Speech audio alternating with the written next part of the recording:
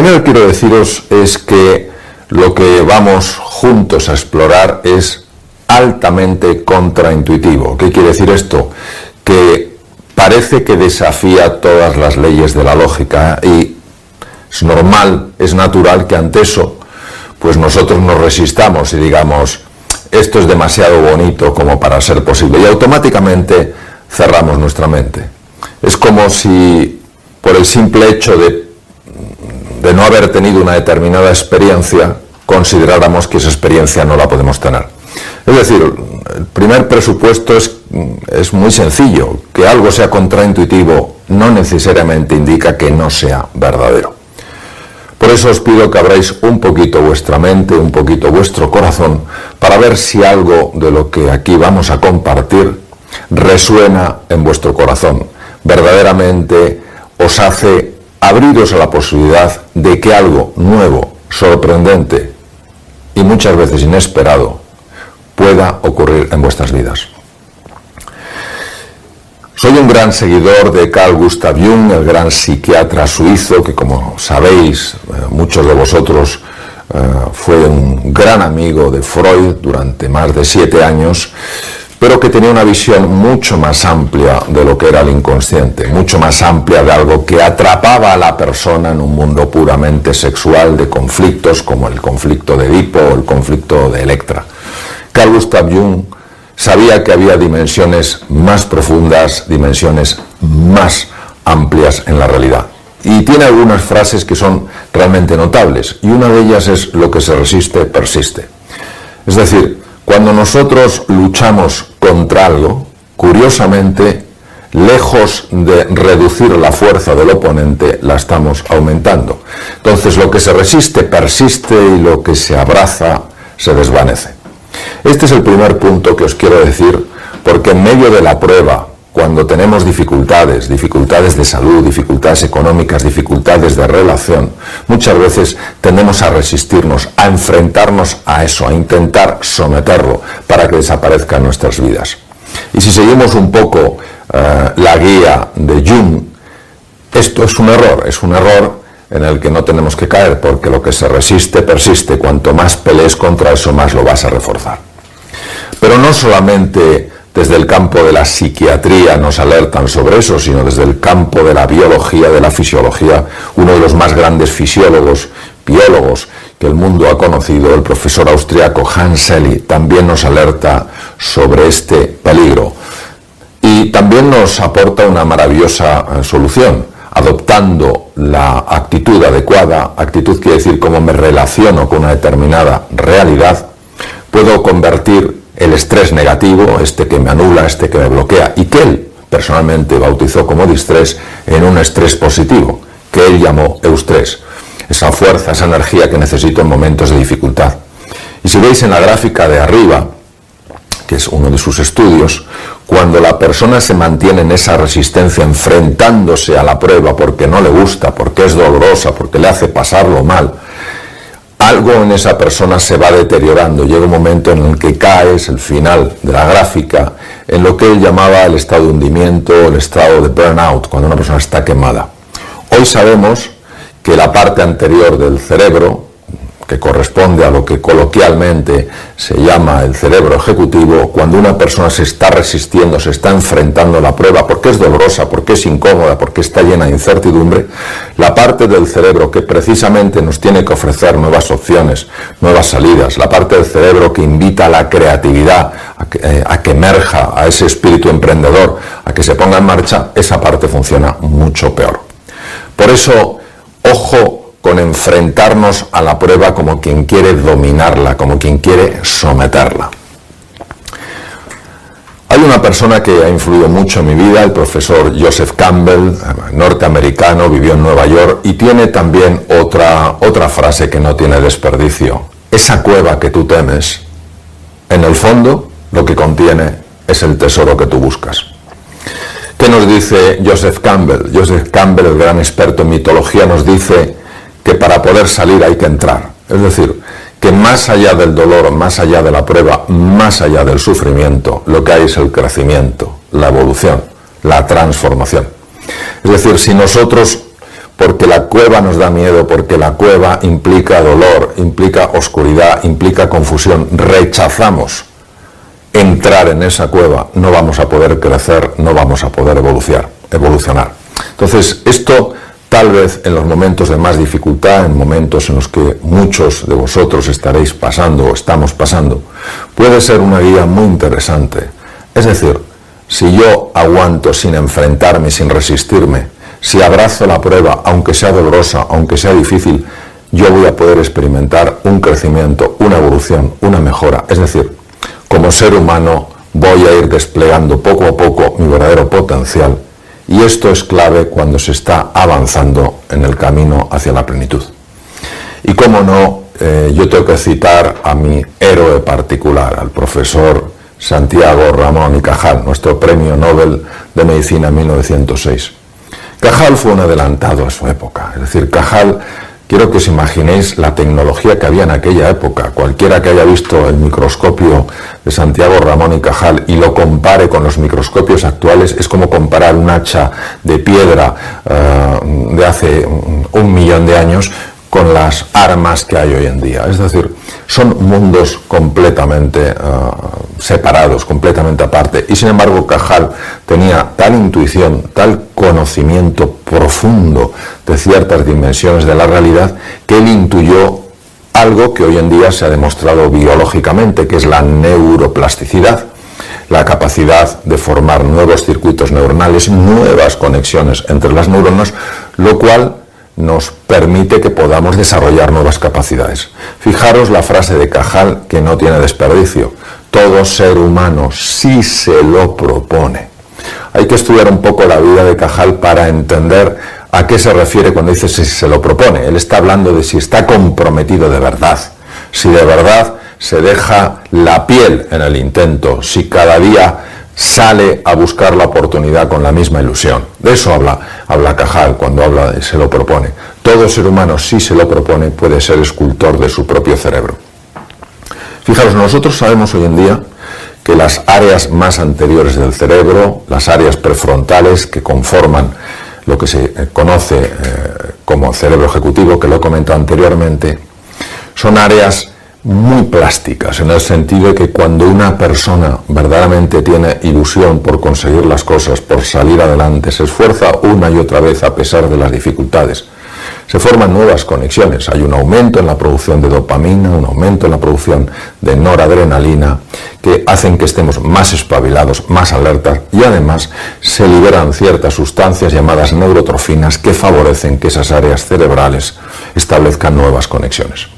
Es decir, fijaros hasta qué punto nuestra relación con la prueba, nuestra relación con la dificultad puede hacer que nos hundamos, que nos fragmentemos o, por el contrario, que crezcamos. Es lo que se llama el crecimiento postraumático. Efectivamente, la situación es traumática, es dolorosa, hay pérdidas humanas, hay enfermedades, hay problemas económicos, hay incertidumbre, etcétera, etcétera. Pero no todo ha de ser ese dolor, ha de quedar algo de más valor, y eso de más valor es el crecimiento, es la evolución, el crecimiento postraumático. Cuando uno se va a la física teórica y lee un poco los comentarios de físicos de la talla de Albert Einstein, llama la atención algo que ellos describen como si lo hubieran visto con sus propios ojos. Habla Einstein con tanta vehemencia, con tanta claridad en muchos de sus comentarios. La separación entre el mundo interior y el mundo exterior es una ilusión, es decir, lo que está sucediendo dentro de ti está afectando a lo que pasa fuera de ti. No solo él, otros grandes pensadores, desde la Grecia clásica hasta épocas mucho más modernas, ya hablan de eso, ya hablan de que de alguna manera tu estado de ánimo, la ilusión que le pongas en las cosas, la confianza que pongas en juego, tiene la capacidad de mover cosas que aparentemente están fuera de ti. ¿Por qué? Pues por lo que dice Einstein, porque el mundo interior y el mundo exterior están conectados a un nivel suprasensorial, es decir, nuestros sentidos no son capaces de entender esa conexión, lo mismo que si yo miro dos árboles en una pradera que están separados, pues no me doy cuenta que a nivel profundo, a nivel de las raíces, pueden estar perfectamente conectados. Y hay un escritor que a mí siempre me ha llamado mucho la atención. He leído Siddhartha varias veces, es una de sus obras más conocidas, pero a mí la que más me impactó no fue Siddhartha, fue El lobo estepario. Me parece que es un hombre que conoce muy bien determinadas dimensiones del ser humano. Hermann Hesse gana el Premio Nobel de Literatura el año siguiente del final de la Segunda Guerra Mundial, en 1946, y él dice algo que yo creo que tiene que resonar profundamente en nuestro interior. Para que surja lo posible hay que intentar una y otra vez lo imposible.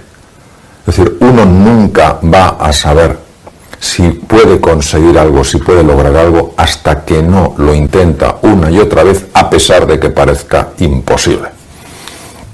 Entonces, unos puntos finales, de alguna manera, para resumir lo que hemos visto. Primero, evitemos tomar la posición de una víctima.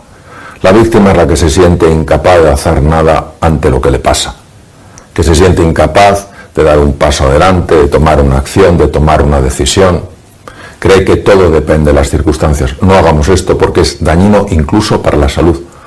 Segundo, pongamos nuestro foco en lo que queremos, no en evitar lo que tememos. Es mucho más fácil intentar rechazar eso que no nos gusta en lugar de buscar eso que queremos.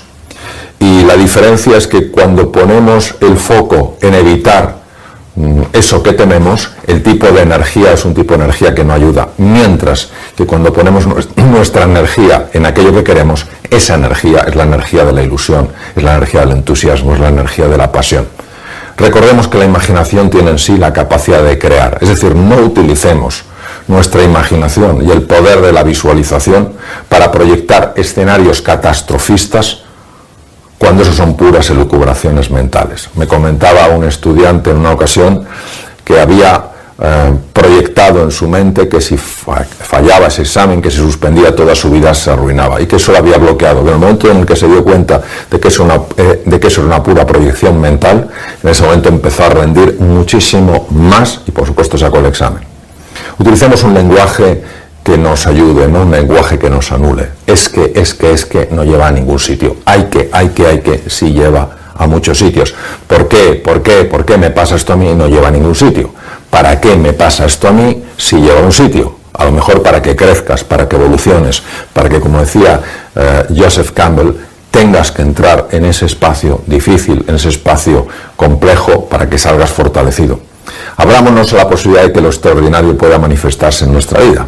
Nos hemos acostumbrado a ser insensibles a lo extraordinario. Hay muchas cosas extraordinarias que no somos conscientes de ellas sencillamente porque nos hemos cerrado a que lo extraordinario pueda ocurrir en nuestra vida. Pues no, abrámonos a eso, a que lo extraordinario también pueda suceder en nuestra vida.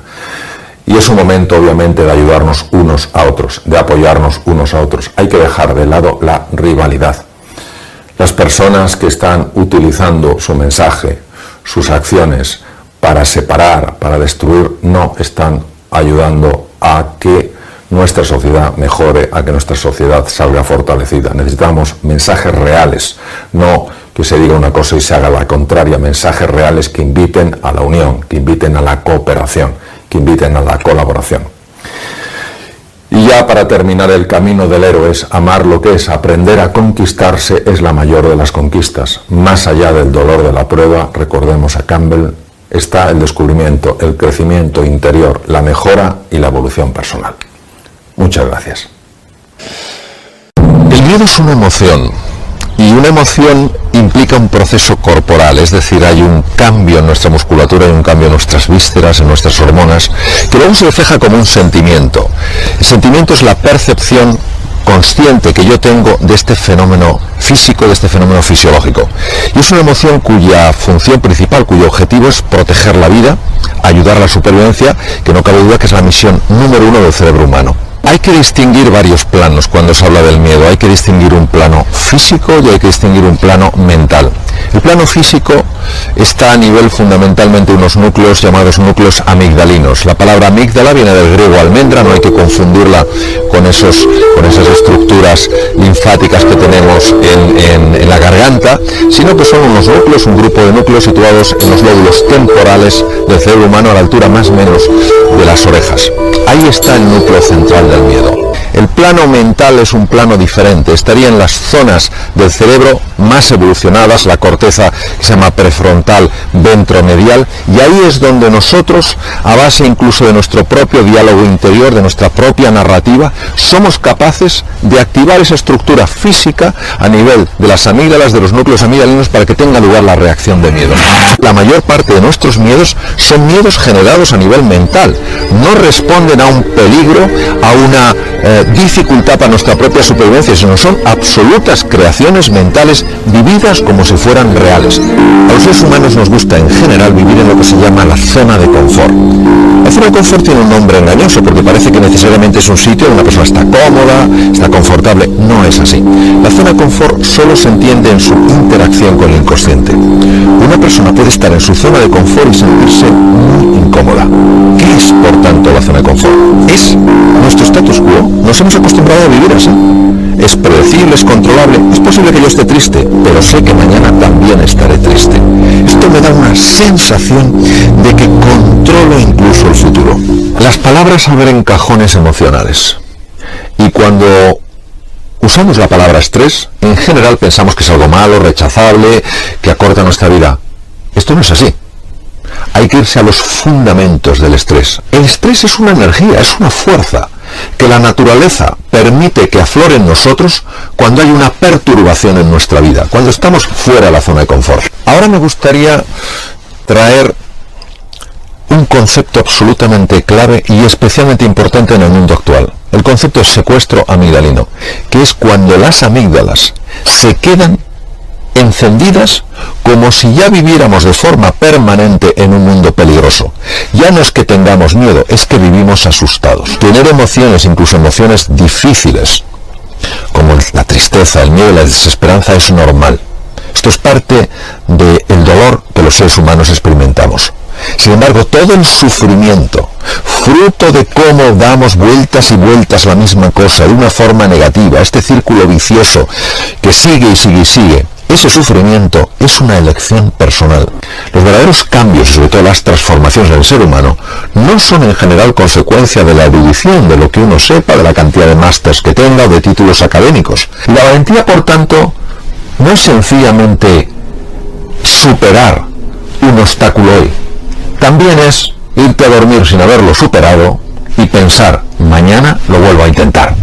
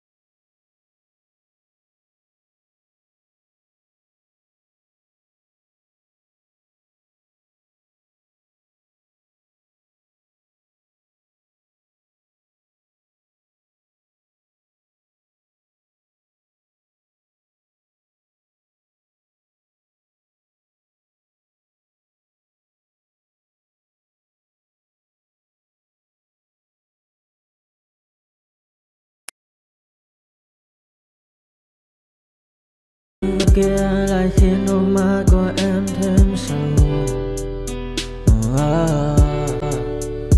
Vì sao em đi cần để lại lý trí, chẳng để lại anh khi nước mắt còn rơi.